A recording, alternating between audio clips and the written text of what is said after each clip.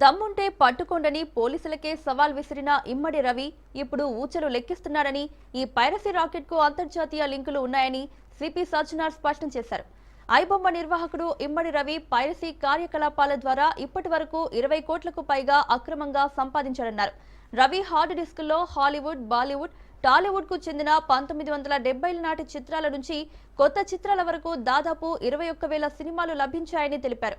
సినీ కార్మికుల కష్టాన్ని ఒక్కరు అప్పనంగా దోచుకోవాలని చూశారని చిరంజీవి అన్నారు. ఈ అరెస్టు పరిశ్రమకు నైతిక బలాన్ని ఇచ్చిందని దిల్రాజు తెలిపారు. తమ కుటుంబంలో కూడా ఒకరు డిజిటల్ అరెస్ట్ అయ్యారని నాగార్జున చెప్పారు. డిజిటల్ అరెస్టు పేరుతో 2 రోజులు నిర్బంధించారని తెలిపారు.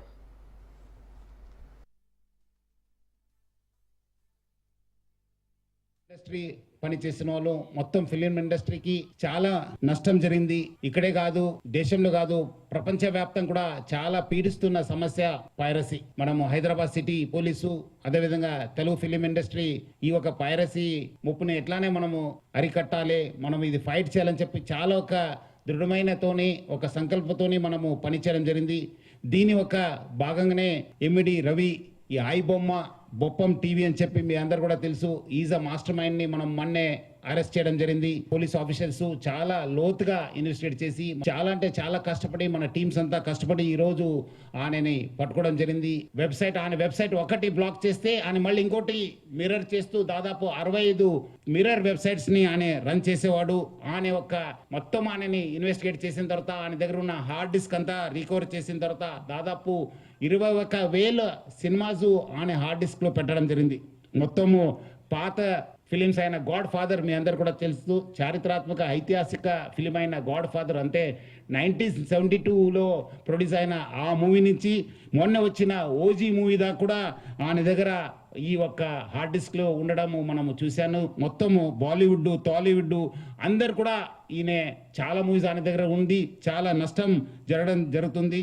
అదేవిధంగా ఆయన ఇప్పటిదాకా 20 crores సంపాదన చేశారని చెప్పి ఆయన వెల్లడించారు. మనం దాంట్లో 3 కోట్ల రూపాయలు మనము సీజ్ చేయడం జరిగింది. అది ఇంకా మనం ఆయన ఫైనాన్షియల్ డీటెయిల్స్, ఆయన మనీ లాండరింగ్ ప్లస్ ఏం చేశారు, ఎక్కడెక్కడ చేశారు, ఈ ర్యాకెట్లో మొత్తం ఏముందని తెలుసుకోవడానికి ఆయన పోలీస్ కస్టడీ కూడా మనం అడగడం జరిగింది. అది వచ్చిన తర్వాత కూడా ఇంకా మనము ఆయన దగ్గర ఉన్న విషయపైన మనం రాపట్టుకోవడానికి మా వంతు కృషి చేయడం జరుగుతుంది.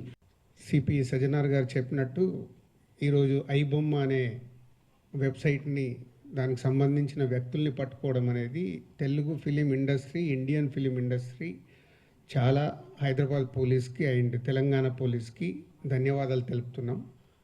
తెలుగు ఫిలిం ఇండస్ట్రీ నుంచి Telugu film chamber and Hyderabad police 3 months back మీ అందరికీ తెలుసు, ఒక తెలుగు ఫిలిం ఇండస్ట్రీ నుంచి అడగగానే అప్పుడు సివి ఆనంద్ గారి ఆధ్వర్యంలో ఒక 3 months బ్యాక్ ఒక ప్రెస్ మీట్ చేయడం జరిగింది. అప్పుడు నార్త్ నుంచి ఎక్కడెక్కడి నుంచి ఉన్న వాళ్ళని పట్టుకొని ఒక మెసేజ్ పంపించారు పోలీస్ డిపార్ట్మెంట్, ఇలాంటి ఇల్లీగల్ పనులు చేస్తే మీరు ఎక్కడున్నా పట్టుకుంటామన్నప్పుడు ఈ ఐబొమ్మ నుంచి ఇందాక కమిషనర్ గారు చెప్పారు, ఛాలెంజ్ విసిరారు.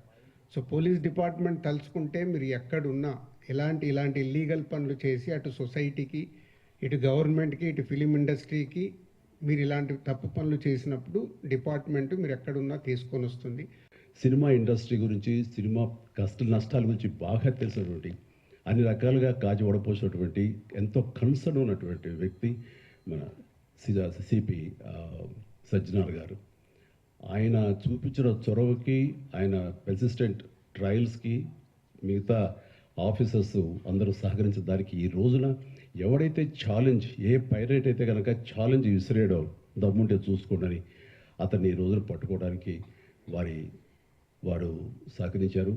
అది వారి మనస్ఫూర్తిగా వారిని, వారికి సహకరించిన ఆఫీసర్స్ని, కవిత గారిని, శ్రీనివాస్ గారిని, ఇతర మహేష్, మన సిఐఎల్ని వాళ్ళందరూ కూడా మనస్ఫూర్తిగా పరిశ్రమ తరపు నుంచి, నా తరపు నుంచి నా అభినందనలు, ధన్యవాదాలు మనస్ఫూర్తిగా తెలియజేస్తున్న సందర్భంగా సజ్జనార్ గారికి, అంతకుముందు సివి ఆనంద్ గారికి, entire police department of Hyderabad and తెలంగాణకి మనస్ఫూర్తిగా కృతజ్ఞతలు, ధన్యవాదాలు తెలియజేసుకుంటున్నానండి.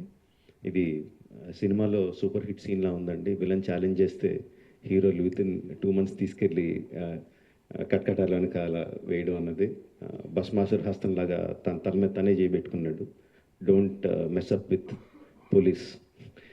బీ కేర్ఫుల్, ఏం మాట్లాడతారు ఏం చేస్తారు అన్నది చాలా గట్టిగా చెప్పారు సజ్జనార్ గారు and entire police department. Thank you very much sir. 3 కోట్లు దొరికిందన్నారు. నాకు తెలిసి వాళ్ళకి జస్ట్ చేంజ్ అది.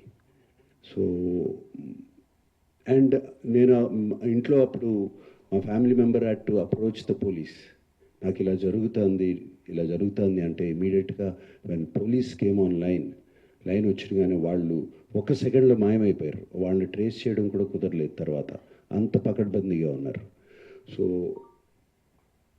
ఇలా ఫ్రీగా, నథింగ్ ఈజ్ ఫ్రీ, రాజమౌళి గారు అన్నట్టు nothing is free and piracy is illegal, Sajjanar గారు అన్నట్టు. So please take in to mind, take in to caution, ఇవన్నీ చూసుకోండి. అండ్ మీరు ఏదో ఫ్రీగా సినిమా చూస్తున్నారని మాత్రం అనుకోవద్దు, దాని వెనకాల చాలా పెద్ద ప్లాన్స్ ఉన్నాయి. అవి మాత్రం గమనించండి, కేర్ఫుల్గా ఉండండి. And once again I thank the whole team.